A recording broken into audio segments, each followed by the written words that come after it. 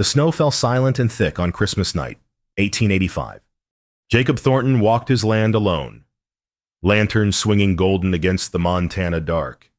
He'd done this every evening for 5 years, checking stock, securing gates, returning to an empty cabin. The cold bit through his coat, made his breath smoke white. Tonight felt different somehow, heavier, the world wrapped in crystalline quiet. He approached the barn, boots crunching through knee-deep drifts. The door stood slightly ajar.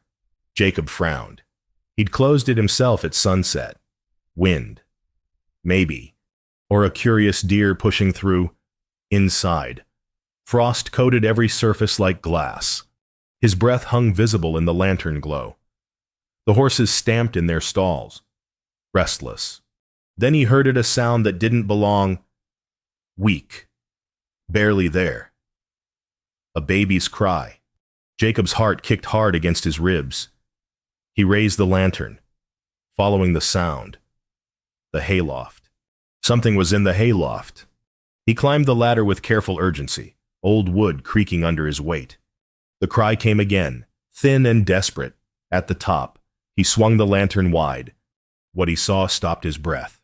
A young woman lay curled in the loose hay, her body wrapped around an infant. Both wore inadequate clothing for the killing cold. The woman's lips were pale blue, her dark hair dusted with frost. The baby, so small, wrapped in a thin blanket, had skin like porcelain, too white, too still. They were freezing to death in his barn. "Jesus!" Jacob whispered. He set the lantern down, moved fast. The woman didn't stir when he touched her shoulder. Her skin felt like winter itself. The baby whimpered, a sound so weak it barely carried. No time for questions. No time for anything but action. Jacob shrugged out of his heavy coat, wrapped it around them both. The woman was lighter than she should be, too thin, her body barely warm against his chest. He cradled the baby close with one arm, felt the flutter of a heartbeat against his ribs. Still alive. Both still alive. He descended the ladder with aching slowness, each step measured, careful.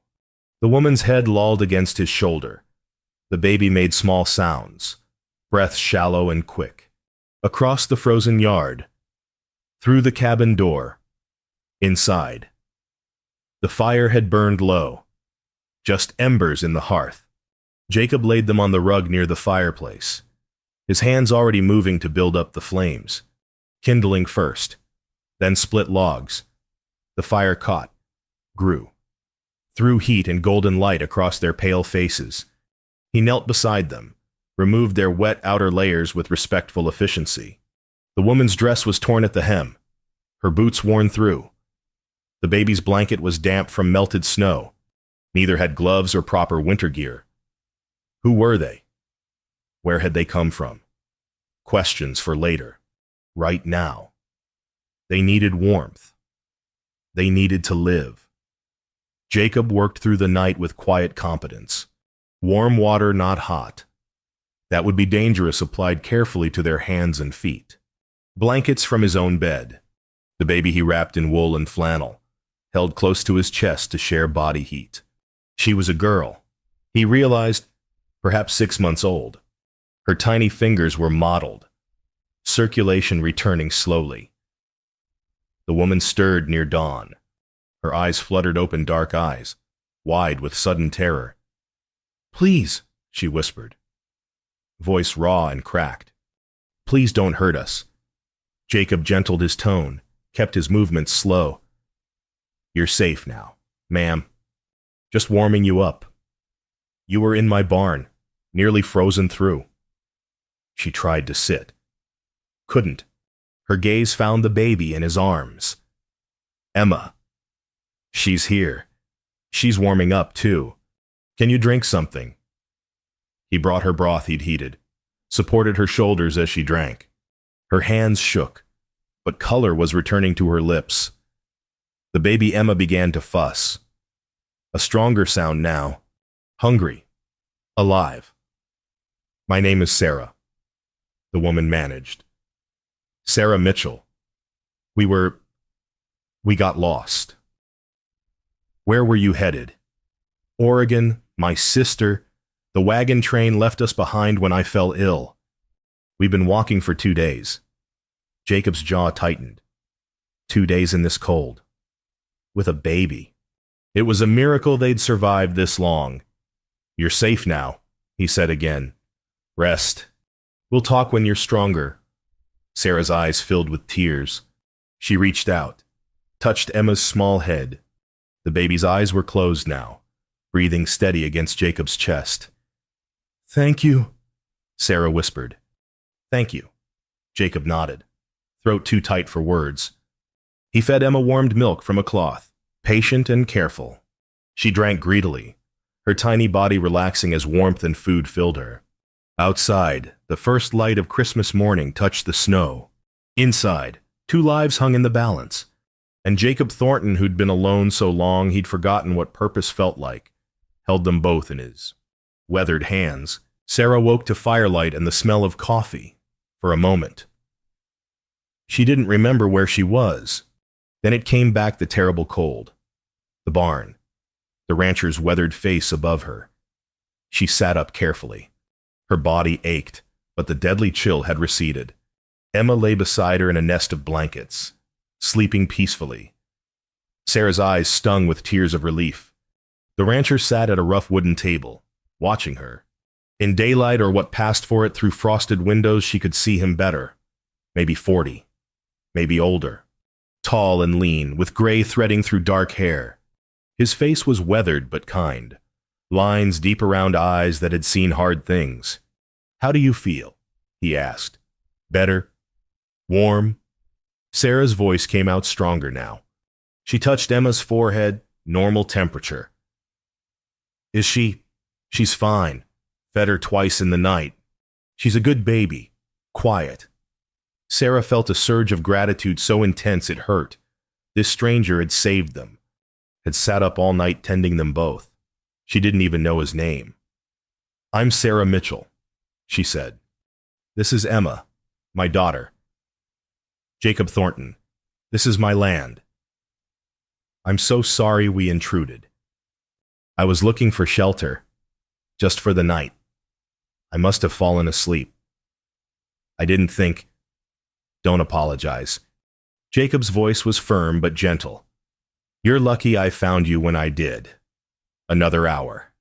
Maybe less. He didn't finish. Sarah looked down at Emma, felt the weight of how close they'd come. I don't know how to thank you. No thanks needed. Any decent man would do the same. But Sarah had learned, in her short and difficult life, that decent men were rarer than people claimed. This one had carried them through a frozen night, had cared for her daughter with capable hands, had asked nothing in return. Jacob stood, poured coffee into a tin cup. Can you eat? I've got eggs. Bread from last week. Still good.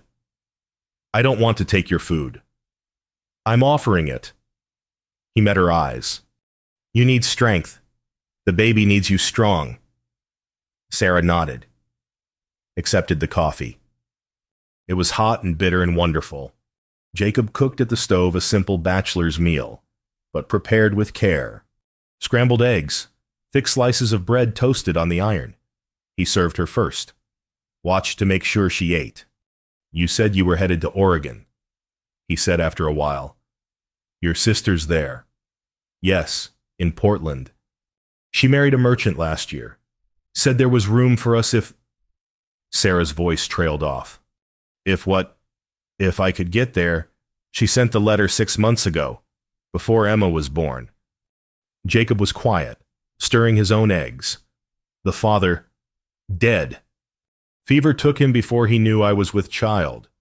Sarah said it flatly, without emotion.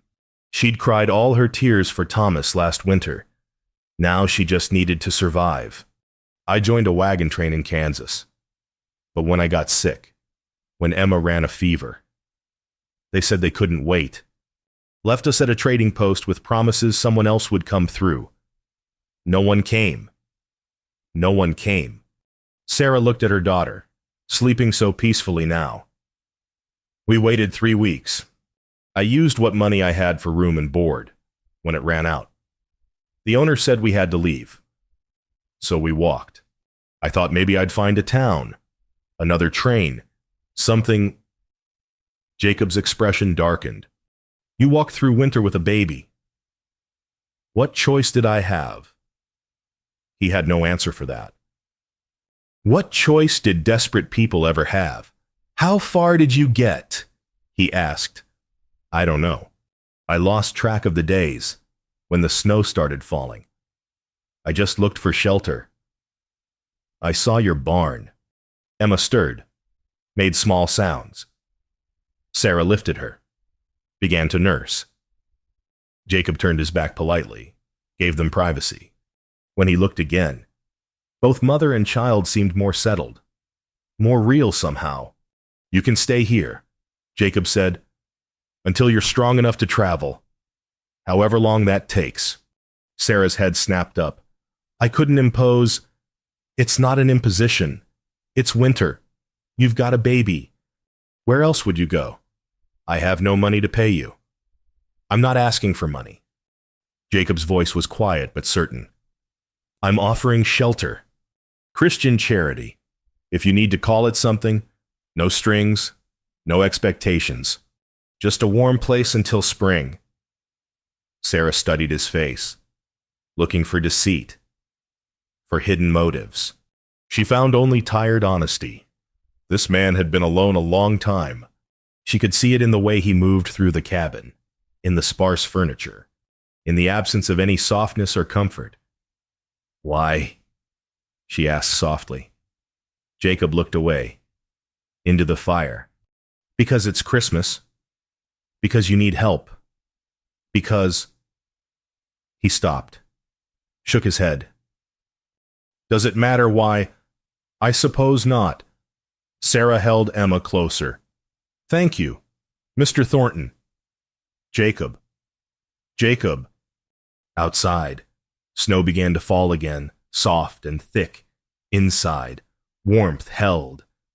Two strangers and a baby, brought together by desperation and mercy.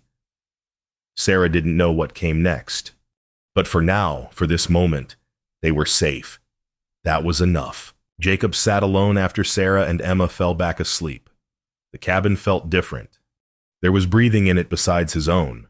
The sound of another life. 2 other lives, sharing his space. He should have felt intruded upon. He'd built this solitude carefully. Brick by brick. Year by year. Instead, he felt something else. Something he couldn't name yet.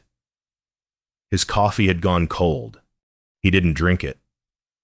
The closed door on the far wall caught his eye, as it always did. The nursery. He hadn't opened it in 5 years. Hadn't been able to. Inside was Mary's rocking chair, the cradle he'd built with his own hands. Tiny clothes folded and waiting for a baby who never drew breath. Mary had died giving birth to their son. The boy lived for 3 hours, long enough for Jacob to hold him, to count his fingers, to watch the light fade from eyes that had barely opened. They were buried together in the plot behind the house, under the cottonwood tree. Jacob visited their graves every Sunday. After, he'd closed the nursery door, locked it, threw himself into work, into making the ranch profitable, into anything that kept him moving forward. He'd spoken to almost no one for 5 years except hired hands and the man at the general store in town. He'd built walls around his heart so thick that nothing could get through. Nothing until tonight. He looked at the sleeping woman and child. Sarah was younger than Mary had been. Maybe 23. Emma couldn't be more than 6 months, the same age his son would have been, if he'd lived. Was that why he'd brought them inside without hesitation? Was that why his hands had known exactly how to warm a baby, how to feed her, how to hold her close? Mary's voice came to him in memory, clear as if she stood beside him. You've got too much heart to waste it on being alone. Jacob. She'd said that once, years before they married. He'd been helping a neighbor rebuild after a barn fire, working sunrise to sunset without pay. Mary had brought him lunch, watched him work, said those words with that smile that lit up her whole face. Some men are meant to build, she'd said, and some are meant to care. You're both. Jacob Thornton. Don't ever forget it. But he had forgotten, or tried to. Caring meant losing. Building meant watching things fall apart. Love meant graves under cottonwood trees. He stood, moved to the window. Dawn was breaking, pale pink across endless white. The snow had stopped. The world looked clean and new, like God had wiped the slate. Jacob thought about finding them in the barn, about how close he'd come to making his rounds an hour later. After finishing the ledger work he'd put off, about how easily he might have discovered them frozen solid in the morning. It wasn't coincidence. He didn't believe in coincidence anymore. Not on Christmas. Not like this. He'd saved them because he had to. Because leaving them would have killed something in him worse than grief ever had. Because Mary's voice in his head said, "This is why you're still here. Jacob, this is your purpose." The decision formed without conscious thought. They would stay. Not just until Sarah was strong enough to travel.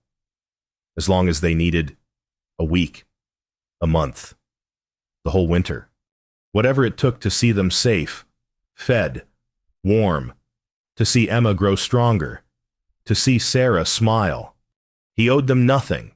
They owed him nothing. But something larger than debt was at work here. Something like redemption. Like a second chance neither of them had asked for, but both desperately needed. Jacob added wood to the fire, watched it catch and grow. Heat filled the cabin, drove back the cold. Emma made a small sound in her sleep, settled deeper into blankets. Sarah's face, in rest, looked peaceful, young, unburdened. He would give them that, at least a season of peace, a place to breathe without running. Outside, the sun climbed higher. Christmas morning spread gold across the snow. Jacob poured fresh coffee, stood at the window watching light transform his land. The cottonwood tree stood dark against white, his wife and son resting beneath. "I'm trying, Mary," he whispered. "I'm trying to remember how—" The door to the nursery remained closed. But for the first time in 5 years, Jacob thought he might someday. Maybe be able to open it. Not today. But someday, it was a start. Days fell into rhythm. Sarah's strength returned gradually, color rising in her cheeks. Emma thrived, growing plumper and more alert. The cabin adjusted around them, made space for their presence. Jacob woke before dawn as always, fed the horses and checked the stock. When he returned, Sarah was usually up, working at something despite his protests. She couldn't sit idle. She said it wasn't in her nature. She washed dishes, folded blankets, swept the floor. Small contributions that meant everything to her dignity. Jacob understood. He'd felt useless once. After Mary died, working had been the only thing that kept him sane. "You don't have to," he said one morning, finding her kneading bread dough. "I want to." Sarah's hands moved with practiced efficiency. "You've given us so much. Let me give something back." "You're recovering. You need rest." "I've rested for a week. I'm fine now." She shaped the dough, set it near the stove to rise. "Besides, when's the last time you had fresh bread?" Jacob couldn't remember. He'd been living on hardtack and whatever was easiest. "Fair point." Sarah smiled, and something in his chest shifted. It was a real smile, unguarded. The first he'd seen from her, Emma sat on a blanket by the fire, playing with a wooden rattle Jacob had carved from scrap pine. He'd worked on it by lamplight, hands remembering skills he thought forgotten. When he'd given it to Sarah, she'd held it like it was gold. "She loves it," Sarah said now, watching Emma shake the rattle with delight. "She sleeps with it every night." It's just wood.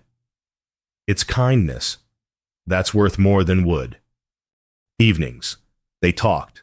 Small things at first: the weather, the ranch, safe topics, but gradually deeper. Sarah spoke of her childhood in Missouri, her parents dead from cholera, marrying Thomas because he was kind and she had nowhere else to go, Thomas dying before he knew about Emma, the loneliness of early motherhood with no family, no support. Jacob listened more than he spoke, but sometimes, late at night with the fire burning low, he shared fragments. His father teaching him ranching, building this cabin with his own hands, Mary's laughter, her garden in summer, how she'd made everything feel like home. He didn't mention the nursery, didn't mention the graves. Sarah saw them anyway. She was too observant not to notice the closed door, the distant sadness in his eyes. But she didn't ask. She understood that some doors opened in their own time. One evening, Emma grew fussy. Sarah had been up the night before when the baby was teething, and exhaustion showed in her face. Jacob took Emma without thinking, walked her around the cabin, humming low and tuneless. Emma settled against his shoulder, her small body warm and trusting. Her breathing slowed, deepened, asleep in minutes, when Jacob looked up. Sarah was watching with tears on her face. "What's wrong?" he asked, voice quiet to not wake the baby. "Nothing's wrong." Sarah wiped her eyes. "She trusts you. Emma doesn't trust easily. After we were left behind, after so many strangers were unkind, she stopped letting anyone but me hold her. But you—" She shook her head. "She knows you're good." Jacob looked down at the sleeping infant. Her tiny hand curled against his shirt. Her breath was warm on his neck. Something fierce and protective surged through him. "She's a good baby," he managed. "She is. Thanks to you." Sarah's voice was soft. "I don't know what we would have done if you hadn't found us. Someone would have helped. Maybe, but you did. You opened your home, your life. You didn't have to." Jacob met her eyes across the firelit cabin. "Yes, I did." The words hung between them, heavy with meaning neither was ready to name. Sarah looked away first, cheeks flushing. Jacob carefully laid Emma in her makeshift cradle, a dresser drawer lined with blankets, and tucked her in. That night, lying in his bed while Sarah slept on the settee, Jacob stared at the ceiling. He could hear them breathing. 2 lives he was responsible for now, whether he'd planned it or not. The walls he'd built were cracking every day. A little more light got through. Every evening, another piece of his frozen heart thawed. It terrified him. After losing Mary, after losing his son, he'd sworn never to care that deeply again. Caring meant pain. Love meant loss. But Emma's trust, Sarah's smile, the way the cabin felt alive again, these things he couldn't ignore, didn't want to ignore. He was in danger of hoping, and hope was the most terrifying thing of all. The snowstorm hit 3 weeks after Christmas. Wind howled like wolves, piling drifts against the cabin walls. For 3 days, they were sealed inside together, a small world of firelight and warmth against the fury outside. Sarah found his mother's recipe book on the second day, tucked on a high shelf. "May I?" she asked, holding it carefully. Jacob nodded. "Go ahead." She baked bread using the old recipes, filling the cabin with smells he hadn't known in years. Cinnamon, honey, yeast rising. The kitchen became hers in a way that felt natural, unforced. She moved through it like she'd always been there. Emma learned to sit up during those storm days. One moment she was toppling over. The next she was balanced and proud, babbling at her achievement. Sarah laughed with pure joy, and Jacob found himself laughing too. It had been so long since he'd laughed. On the 3rd night, Emma grew fussy, teething again, or maybe just tired of being cooped up. She wouldn't settle for Sarah, who'd been up with her the previous night and was exhausted. "Let me try," Jacob said. Sarah hesitated, then handed Emma over. I'm sorry. I don't know what's wrong with her. Nothing's wrong. She's just being a baby. Jacob stood, walked Emma in slow circles around the cabin. He hummed the only song he could remember, something his own mother had sung. No words. Just melody. Emma's crying faded to whimpers. Then silence. She laid her head on his shoulder, sighed deeply, relaxed into sleep. Her small body was warm and trusting against his chest. Her breath came steady and slow. Jacob stopped walking, stood still in the lamplight. This feeling, this fierce, protective tenderness, he'd thought it died with his son. But here it was again, alive and overwhelming. This baby girl who wasn't his, who'd come to him by chance and desperation, had somehow found her way into the locked chambers of his heart. When he looked up, Sarah was crying quietly. What is it? He whispered, not wanting to wake Emma. She trusts you. Sarah's voice broke. Emma doesn't trust people. After everything being left behind, the cold, strange faces everywhere, she stopped letting anyone but me hold her. Even kind strangers at the trading post. She'd scream. But you. She wiped her eyes. She knows. Children always know who's good. Jacob couldn't speak. His throat was too tight. He looked down at Emma, at her peaceful sleeping face, her tiny hand curled against his shirt. He'd failed his own son, hadn't been able to save him. But maybe he could protect this one. Maybe he could be what Emma needed. She's easy to love, he finally said. Sarah's eyes met his, wide and dark in the firelight. Something passed between them, unspoken but powerful. Understanding, recognition, the dangerous beginning of something neither had planned. Sarah looked away first, flushed. When the storm clears. I'll need to think about spring. The mountain passes will open in a few months. I should write to my sister. Let her know we're coming. The words hit Jacob like cold water. Coming. Future tense. Leaving. Right, he said. Of course. He laid Emma in her drawer cradle, tucked blankets around her small body. His hands felt empty after. Everything felt empty. That night. Jacob lay awake, listening to the storm rage. Sarah and Emma breathed quietly across the cabin. He thought about spring, about the passes opening, about them leaving, about this cabin returning to silence and solitude. He couldn't bear it. The realization was sudden and complete. He couldn't watch them walk away. These two lives had become necessary to him in 3 short weeks. Emma's laughter, Sarah's presence, the way the cabin felt alive again. But what could he offer?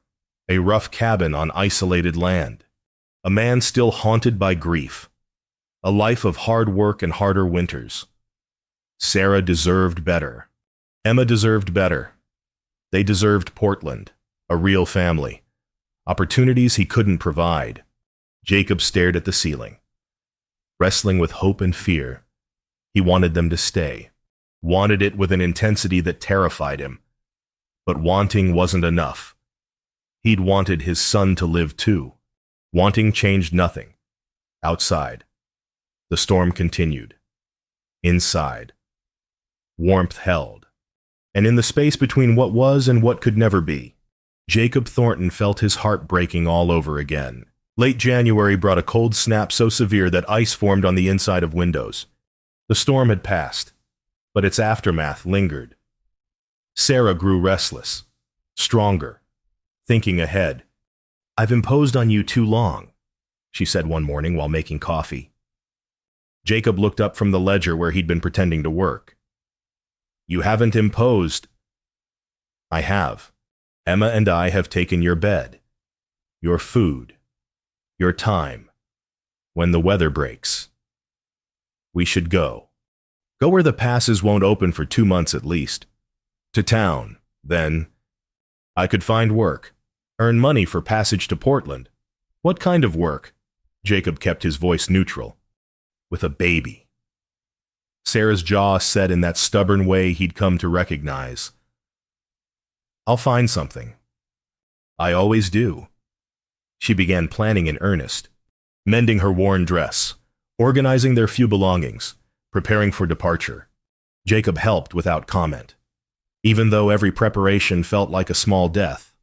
He hitched the wagon one morning to take them to town once the roads cleared. Sarah found him repairing the old cradle in the barn 2 days later. She stood in the doorway, watching him work. "What's that for?" she asked. "Cradle." He didn't look up, focused on sanding the wood smooth. "For Emma." Hope colored her voice. Jacob's hands stilled. He should say yes. Should tell her it was for Emma, that he wanted her to have it. But the words wouldn't come. Instead, he shook his head. For the next family that might need it. The next family, not them. The words hung in the cold air like accusation. Sarah's face went blank. "Of course, that makes sense." She turned and left. Jacob heard her footsteps retreating, quick and hurt. He closed his eyes, cursed himself silently. He'd meant to be practical, to keep distance between them. Instead, he'd just wounded her. The warmth that had grown between them began to chill. Meals became awkward, conversations forced. Sarah threw herself into preparations, acting brisk and efficient. Jacob worked longer hours on the ranch, coming home after dark, leaving before dawn. Emma sensed the tension. She grew fretful, crying more than usual, not settling easily. Both adults tried to comfort her, but the unspoken pain between them made everything harder. One evening, Sarah spoke as she washed dishes. "I wrote to my sister. I'll post the letter in town. Let her know we'll arrive in early summer." "Good," Jacob said, though the word tasted like ash. "That's good. Thank you for everything. Jacob, truly, you saved our lives. I'll never forget your kindness." Past tense, as if they'd already gone. Jacob nodded, unable to speak. He stood abruptly, pulled on his coat. "I'll check the stock." Outside. The night was brutally cold. Stars blazed overhead, distant and uncaring. Jacob walked past the barn to the cottonwood tree where Mary and their son lay buried. The graves were marked with simple wooden crosses, weathered now by 5 winters. He knelt in the snow, breath smoking white. "I don't know what to do," he said quietly. "I want them to stay. God help me, Mary. I want them to stay so much it hurts. But what right do I have to ask? What can I give them? Except a hard life in the middle of nowhere. Emma deserves a real home, a real family. Sarah deserves a man who isn't broken." The wind answered with silence. "I loved you," Jacob continued, voice cracking. "I'll always love you, but they need more than I can give. So I'm letting them go. I'm doing the right thing."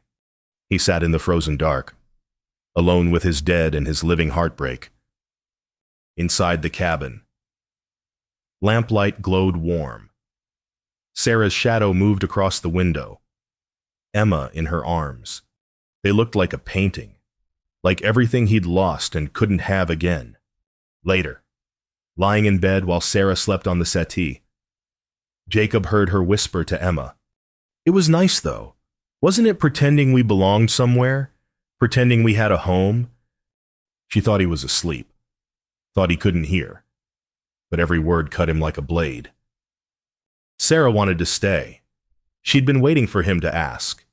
Any fool that he was had pushed her away out of fear, out of the terrible belief that he didn't deserve another chance at happiness.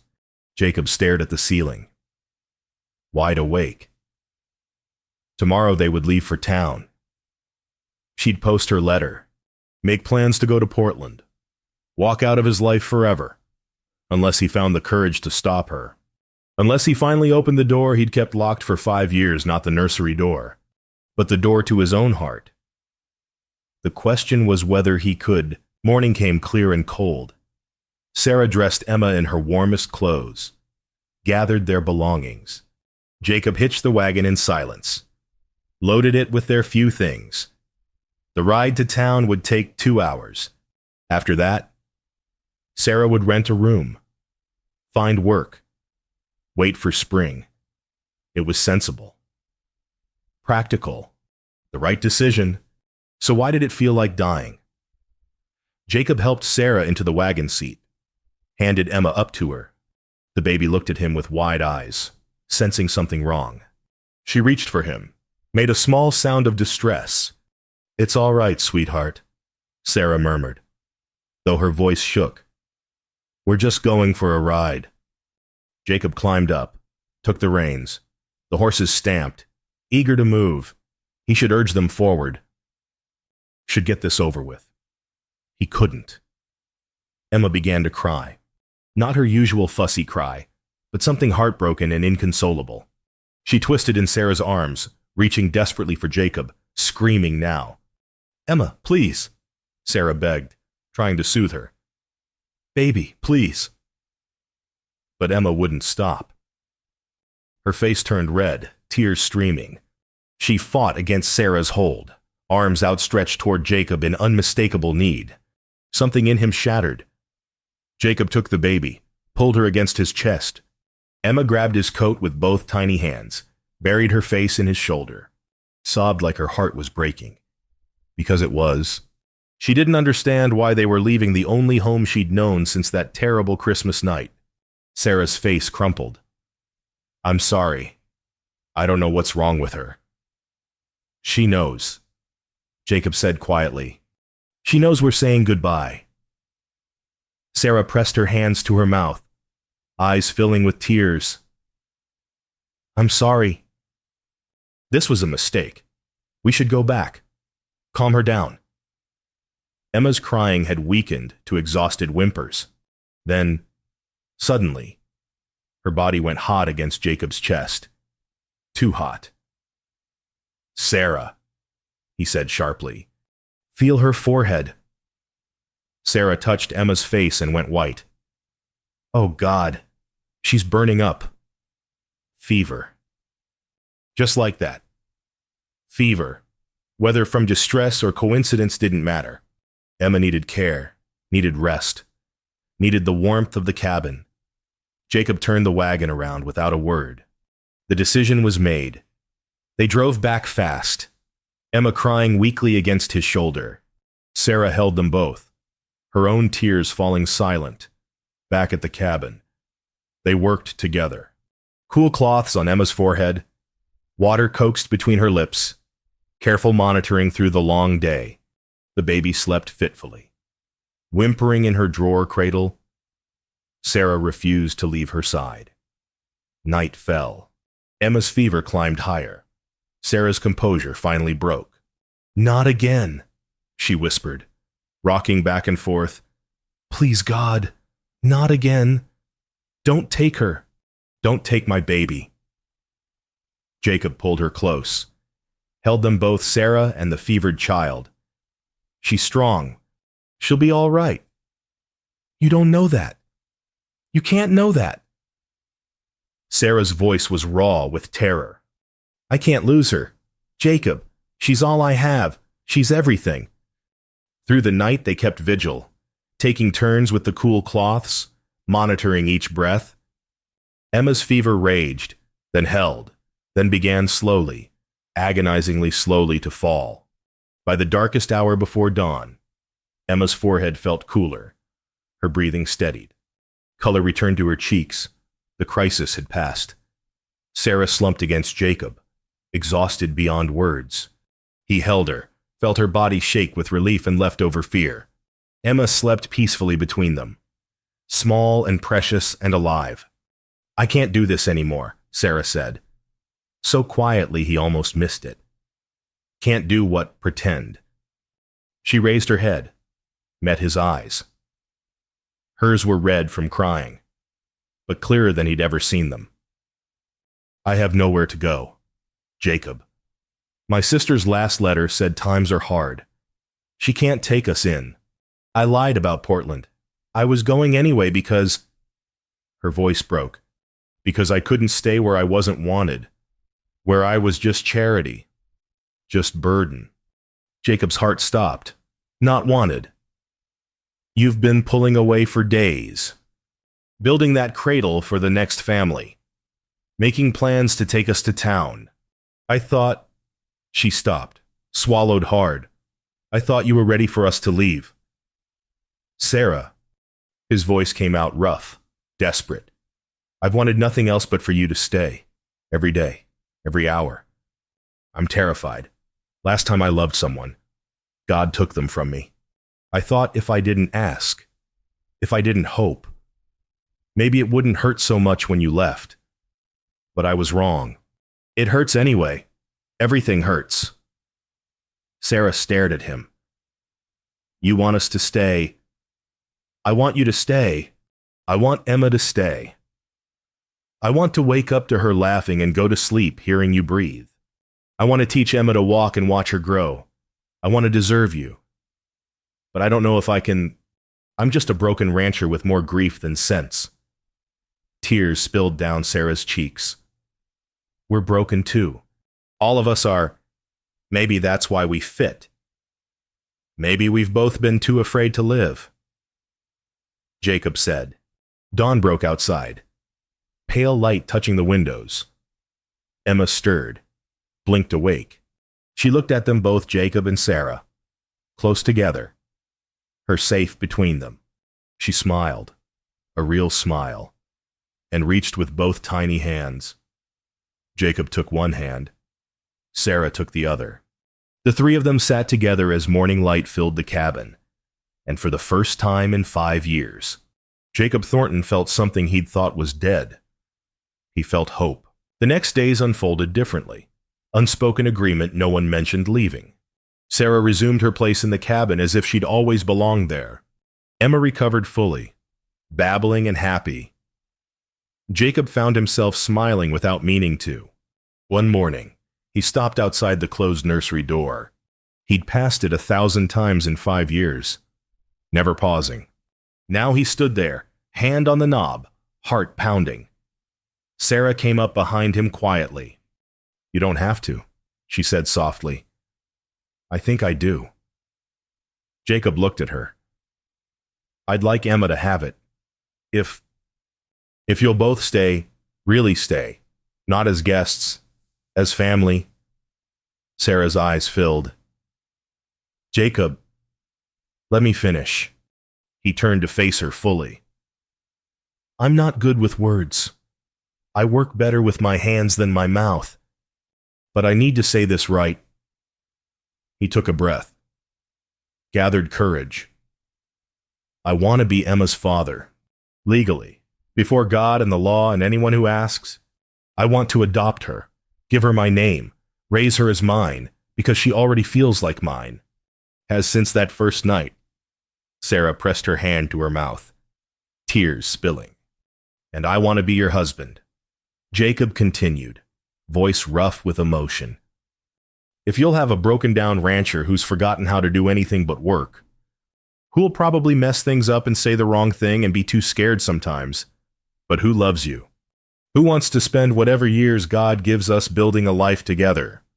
He reached for her hand, held it carefully. I want to stop being alone. I want to be your husband and Emma's father. I want you both to be mine, and me to be yours. I want to open that door and fill the nursery with laughter again. I want... His voice cracked. I want a family. Please. Sarah's answer came through tears. Yes, to all of it. Yes.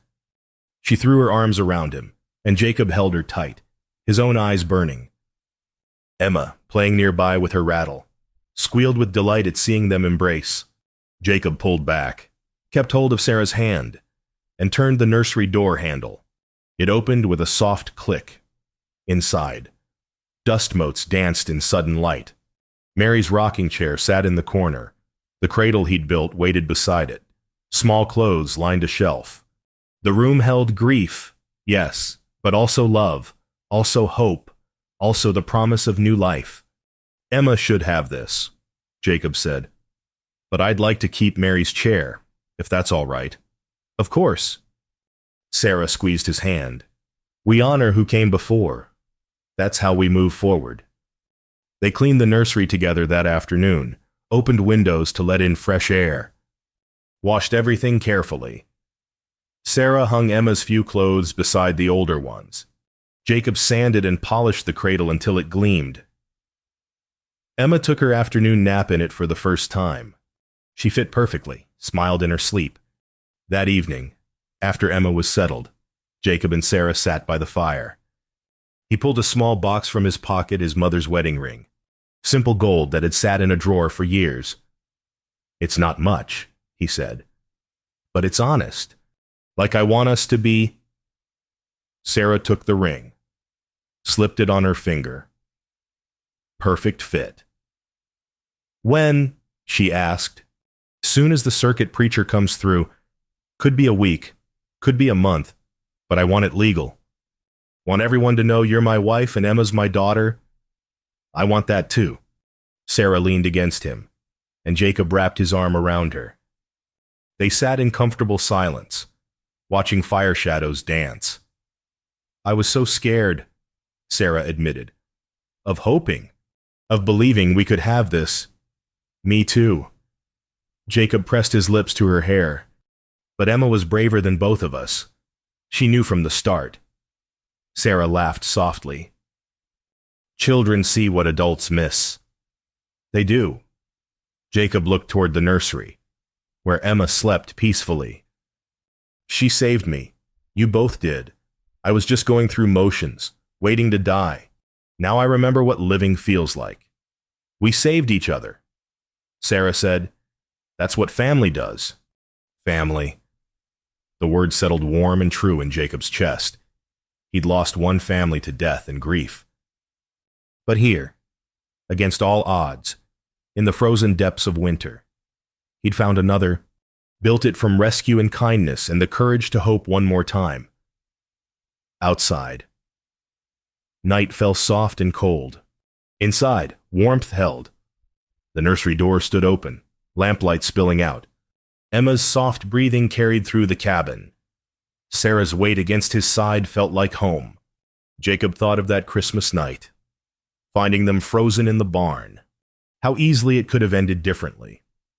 How close they'd all come to missing this moment. Welcome home, he said quietly. Sarah looked up at him, smiled. We've been home since Christmas. She was right. From that first night, they'd been building this step by step, day by day, until 3 broken people became one whole family. It was enough. More than enough, it was everything. Spring came late that year, but when it came glorious. The snow melted slowly, revealing green grass and early wildflowers. Birds returned, filling morning air with song. The world woke from winter's sleep, and with it, new life bloomed. 3 months after Christmas, the circuit preacher arrived. Jacob had sent word through the general store that a wedding was needed. The preacher came prepared, Bible in hand, blessing at the ready. Sarah wore a simple dress she'd sewn from fabric Jacob bought in town. She'd made it in secret, working by lamplight after he slept. Pale blue, modest, with wildflowers tucked in her dark hair. Emma wore a new dress, 2 white cotton with yellow ribbons. She sat on Sarah's hip throughout the ceremony, babbling happily, occasionally reaching for Jacob. 2 ranch hands served as witnesses. They stood in the cabin's main room, afternoon light streaming through clean windows. The preacher spoke the ancient words. Sarah and Jacob repeated their vows, voices steady and sure. When the preacher said, "You may kiss your bride," Jacob leaned in carefully, mindful of Emma between them. The kiss was gentle, sweet, a promise sealed. "I now pronounce you husband and wife," the preacher said, smiling. "And I understand there's another matter." "Yes, sir." Jacob took papers from the table, adoption documents he'd had drawn up in town. "I'd like to legally adopt Emma as my daughter." The preacher reviewed the papers, nodded. "Sarah, you consent to this with all my heart," Sarah said, eyes shining. Then by the laws of Montana Territory, Emma Mitchell is now Emma Thornton, daughter of Jacob and Sarah Thornton. May God bless this family. Jacob signed. Sarah signed. The witnesses signed. It was official, legal, real. They celebrated with a simple meal the ranch hands helped prepare. Beef and potatoes, fresh bread, dried apple pie. Nothing fancy, but abundant. Everyone ate well, laughed easily. Emma banged her spoon on the table, delighted by the noise and attention. After the hands left, after the preacher rode away with payment and thanks, the new family sat together in the evening light. Sarah nursed Emma, who'd grown drowsy from excitement. Jacob sat beside them, arm around his wife's shoulders, watching his daughter's eyes drift closed. "Mama," Emma mumbled, half asleep. Sarah's breath caught. It was the first time Emma had said the word clearly. Jacob felt his throat tighten with emotion. "Yes, sweetheart," Sarah whispered. "Mama's here." Emma's eyes opened briefly. "Found Jacob." "Duh," she said, testing the sound. Jacob had to swallow hard before he could speak. "That's right. Emma, I'm your da, and I'll be here, always." Emma smiled, content, and let sleep claim her. Sarah carried her to the nursery, laid her in the cradle that had waited so long for this purpose. She tucked blankets around the small body, kissed her forehead. Jacob stood in the doorway, watching. His wife, his daughter, his family. Sarah crossed to him, took his hand. "What are you thinking?" "That Christmas was late that year," he said, "but it came just in time." "For all of us?" Sarah leaned into him. "I keep thinking about that night. How close we came to missing this. If I'd chosen a different barn, if you'd checked your stock an hour later. But you didn't, and I didn't." Jacob held her close. "We found each other exactly when we needed to." They stood together in the doorway, Emma sleeping peacefully behind them. Through the open window, evening sounds drifted in crickets singing, wind in the cottonwood tree, the distant call of a night bird. The ranch spread around them, green and alive after winter's death, fences mended, garden planted, animals thriving. Everything tended with care by hands that had remembered purpose. Later, they sat on the porch watching stars emerge. Sarah's head rested on Jacob's shoulder. Inside, Emma slept safe and warm. Tomorrow would bring work. There was always work on a ranch. But tonight was for peace, for gratitude, for recognition of blessings that came disguised as disaster. "Do you think Mary would approve?" Sarah asked quietly. Jacob had thought about this often. "I think she'd be happy I'm not alone anymore. That I found love again. That Emma has a father and you have a home." He paused. "She always said I had too much heart to waste it on being alone." She was right. Sarah squeezed his hand. "Thank you for sharing it with us. Thank you for accepting it, broken as it was. We're all broken." Sarah looked up at the stars. "But broken things can be mended, especially when you have help." Jacob kissed the top of her head, breathed in the scent of her hair. Behind them, through the open door, lamplight spilled golden onto the porch. Inside, the cabin glowed with warmth and life. The nursery door stood open, Emma's soft breathing just audible. A year ago, Jacob had been alone, empty, going through motions of living without really being alive. The cabin had been dark except for one lamp, silent except for his own breathing, cold despite the fire. Now light filled every room. Laughter echoed daily. Love had returned to spaces that had held only grief. All because of one frozen Christmas night, one desperate woman, one innocent baby, one man who'd found the courage to open his door and his heart one more time. Jacob looked out across his land, at the mountains dark against the star-filled sky. Somewhere beyond those peaks was the wagon train that had abandoned Sarah, the people who'd left her and Emma to die. They'd probably forgotten all about the sick woman and her baby. But Jacob would remember. every day, every moment. He'd remember that sometimes salvation came in unexpected forms, that sometimes family wasn't born, it was chosen, that sometimes the best gifts arrived wrapped in desperation and snow. Sarah stirred against him. Should we go in a minute? Jacob wanted to hold this moment. The peace of it.